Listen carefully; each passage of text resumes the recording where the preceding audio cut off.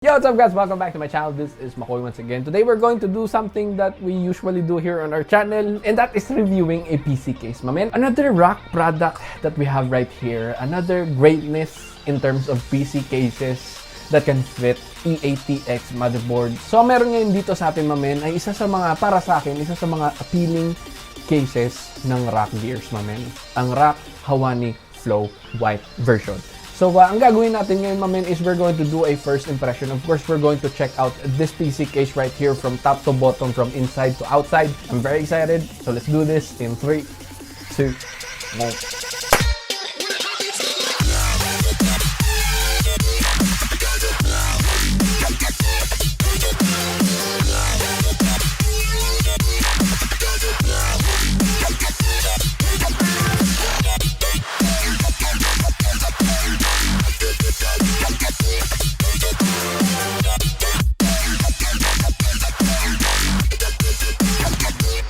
Okay, so as of this writing, mamen, May 23, 2021 ang presyo ng Rakk Hawani Flow White dito sa Shopee ay 1,564 pesos. But sa store naman ng ECPC sa Lazada ay 1,645 pesos. Ang white naman is 1,745 pesos. Sa ganung presyo, wala pang kasamang fans ang PC case na to. So, alright, so first off, we're going to discuss the things that I really like about this PC case. So, yung pinaka gusto ko sa PC case na to is yung front panel because it's made of glass. Can you see that? So, it's not really the typical front na mesh panel, which is really good in terms of aesthetics and design. So, kitang-kita mo dito yung 120mm fan na nilagay mo, lalo na kapag naka-RGB. Kitang-kita mo yung design, as in no hindrance at all. You will definitely see how it looks sa front panel pa lang. Since naka-glass yan, meron bang airflow? The answer is yes. Kung makikita mo sa gilid, merong enough holes for intake ang iyong PC case. On your left, right. Good job Rakk Gears for doing this. Kahit naka-glass, you really didn't compromise in terms of intake kasi nilagyan nyo ng enough space dito sa right and left side ng front panel, which is really good. Good job. I really like it. At the back, you will have 120mm fan for exhaust. Kung balak nyo mag-crossfire or mag-SLI, this PC case can accommodate it. So if you're planning to do a vertical mount, you should have enough tools for modding this PC case, just in case you really wanted to have a vertical mounted graphics card. You can put your ATX PSU in here, so that's pretty nice. At the back, well, the back part is the back part. Reflective ang texture ng PC case na to because you can see the reflection of my PC there. And my mining. So just want to let you know guys, I'm not using a mining rig. Nagamit ko lang yung Red Devil natin in just, I don't know, 10 hours, 12 hours. At the top, so may reset button tayo dyan. You also have your RGB button. You have also a slot ready for Type-C USB. So the 3.0. I like the power button kasi hindi siya nag-shake. Kasi hindi siya umaalo guys. As in, super steady siya. It feels like really durable. So that's good. I like that, Rakk Hawani. Good job. We also have 2.0s, mic, and then headset ports. For the bottom part of Rakk Hawani Flow, good job kasi medyo mas mataas yung clearance nito. Good for airflow for our power supply. Just like Rakk Galura, mamen, you just have to remove it, blower or i-brush nyo sa labas. Once done, you can just slide it, and then you're good. That's the totality of Rakk Hawani's surface. Now, let's go ahead and check the inside of this PC case right here. So, of course, you can fit an ATX motherboard. Goods na goods yan. And we have here extra slots for motherboard standoffs. Just in case you will use E80X motherboard. So, ready yan para pag salpak nyo, protektado pa rin yung pinakagilid ng E80X motherboard nyo. So, Rakk Gears, I really like that you included one expansion slot cover in here. Just in case na hindi naman talaga natin magagamit yung top part. So, just in case you don't want your PC case to expose these huge holes, you can definitely cover it. Para siyang adhesive tape, tatanggalin nyo lang yan, and then you stick it right here. E80X, ATX, Micro ATX, and Mini ATX motherboard. Alright, so if you're going to use a tri-fan graphics card, yes, it will fit in this PC case right here. Now, let's go to the cable management part of this PC case. For the back part, you will have ample room for cable management kasi you'll have almost 1 inch for managing your cables. If you're planning to put your SSD cards, you'll be able to do so as well. Meron kayong dalawang space dito for SSD cards. Pero kung gusto nyong maging design yung SSD card nyo sa labas, then you'll be able to do so by putting it at the front.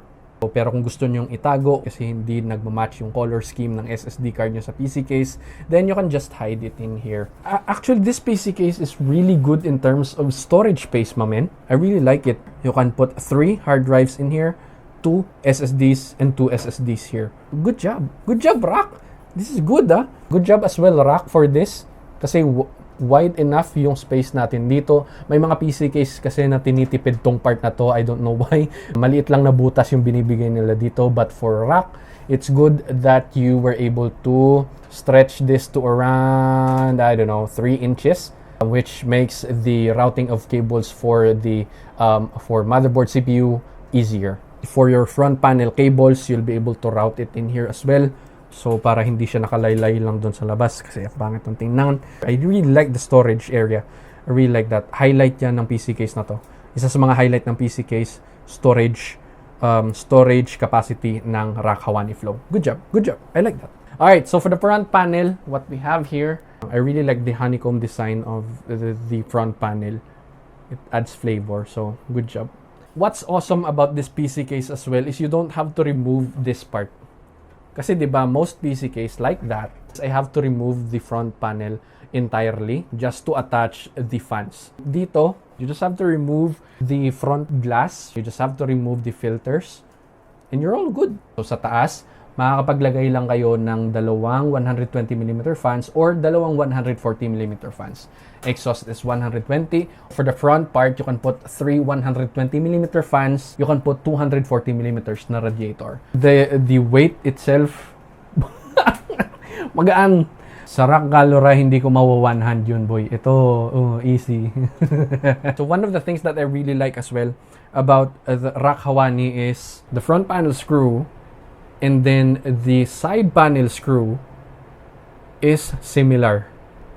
So, ano ibig sabihin nun, mamen? Ibig sabihin nun, kapag nahalo mo yung dalawang screw na to, ng screw ng front panel and ng side panel, hindi siya mahirap hanapin. Some of the PC case that I was able to build on, magkaiba yung sizes ng dalawa. So, kapag bago yung PC case sa'yo, and then kakabuild mo pa lang sa PC case na yun, tendency is, makakalimutan mo kung aling screw ang front panel, aling screw ang side panel. So, with Rakk Hawani, they are identical, which means mas madali siyang ibalik, less hassle, kasi hindi mo nahahanapin kung anong screw yung para sa front panel and sa side panel. Okay, so overall comment natin, mamen, sa Rakk Hawani Flow White. For its price, ang dami niya ng features compared to other PC cases out there. Kayang-kaya niya i-accommodate yung tatlong 3.5 hard drives and 4 na SSD. So good job, Rakk, for doing that.